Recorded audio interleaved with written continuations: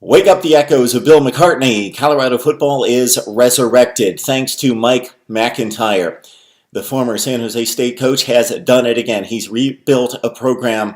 He did it there with the Spartans on the West Coast, and now he's done it with the Buffaloes. It's come full circle, and it took some time. This his fourth season, but he's done it and brought this team a championship, going to the Pac-12 title game against Washington following a 27-22 decision at home against Utah. We haven't seen this kind of excitement at Folsom Field since, way back when McCartney was winning a national championship in 1990, and a little bit later as the Buffs were still relevant with a trip to the Fiesta Bowl in 2002. Back to this game, Sefo Liufau had a decent game, 23 of 40, 270 through the air and a touchdown.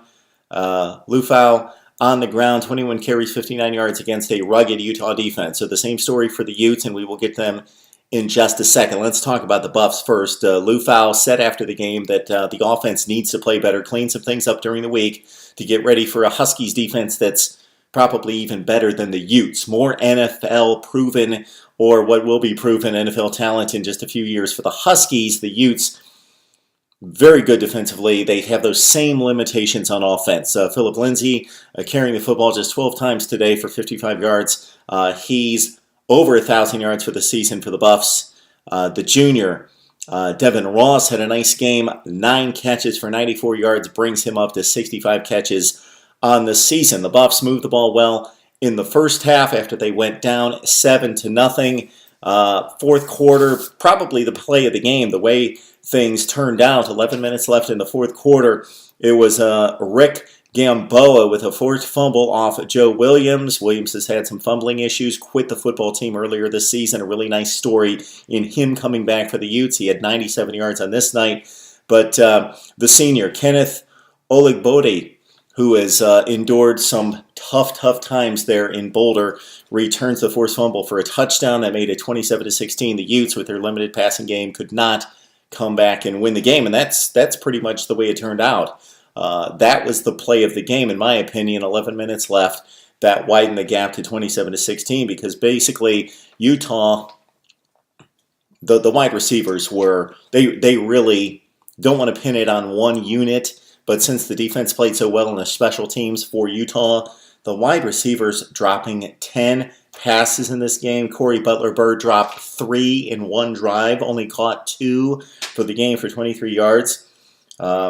Patrick's a fine receiver, one of the best in the Pac-12. He had 5 for 78, converted a key 4th and 10 on the final Utah scoring drive to make it 27-22. And why? Ty Williams threw the ball out of bounds on the 2-point conversion. Didn't really understand that. The football acumen for a quarterback, not knowing that you give somebody a chance to catch the ball to try to get you within 3. You can't lose really there. The odds of the team bringing the 2-point conversion back for 2 points for the other team is basically non-existent. Damari Simpkins had caught a remarkable touchdown in the back of the end zone, the true freshman for the Utes, to make it 27-22. It was a game at that point. But again, Buffaloes looked better on offense, but they were facing what I would consider a top 3 Pac-12 defense in Utah. They will need to step up their game against Washington in the Pac-12 championship game. The Utes, they get the punt return TD from Booby Hobbs. They get Kyle Fulks to run a 95-yard kickoff back, and then they lost yardage to just get a field goal. So the Utes, a top 15 to 20 team, 25 team, something in that range. Again, not playing with the elite of college football because of the offensive issues, not having the quarterback in place and the wideouts in place, dynamic playmakers, to lift them to the next level. They finished at 5-4 in the Pac-12, 8-4 overall. Las Vegas Bowl, once again, maybe here we come. But for the Buffs, much better things at 10-2, 8-1 in the Pac-12, and a date with Washington. We'll have much more on that, of course, throughout the week. The Buffs, the story in the Pac-12 and across the country this year, getting to the Pac-12 championship game and facing Washington.